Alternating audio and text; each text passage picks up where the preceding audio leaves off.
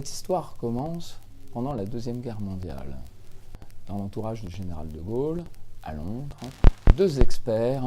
s'occupent du fonctionnement de la France libre. Le juriste René Cassin, qui recevra le prix Nobel de la paix en 1968 pour sa contribution à la Déclaration universelle des droits de l'homme, et le caissier Pierre Denis, un homme discret, géographe, qui a été à la Société des Nations, où il a rencontré Jean Monnet, qui l'a suivi ensuite dans sa carrière bancaire. La Caisse centrale de la France libre, créée le 2 décembre 1941, vise à apporter des solutions financières à la France libre, à laquelle se sont ralliés de nombreux territoires. Aussi, la veille même de la signature par le général de Gaulle de l'ordonnance qui institue la Caisse centrale de la France libre, Pierre Denis est déjà sur le terrain, en Afrique centrale, où il essaye d'apporter des solutions aux problèmes qui sont notamment des problèmes monétaires. Il faut en effet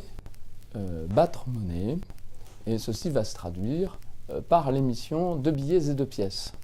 Le général de Gaulle avait une conscience aiguë du pouvoir symbolique des billets qu'il allait émettre, et ils ont été confiés à Edmond Dulac, qui a été un grand illustrateur de livres pour enfants d'origine française, et qui a conçu une très belle Marianne symbolisant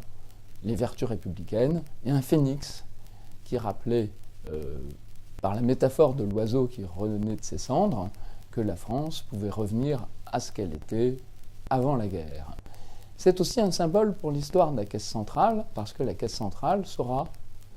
la guerre achevée, se donner de nouvelles missions.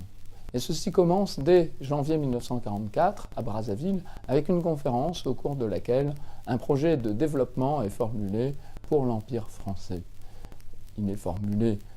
lors de cette conférence de l'ensemble des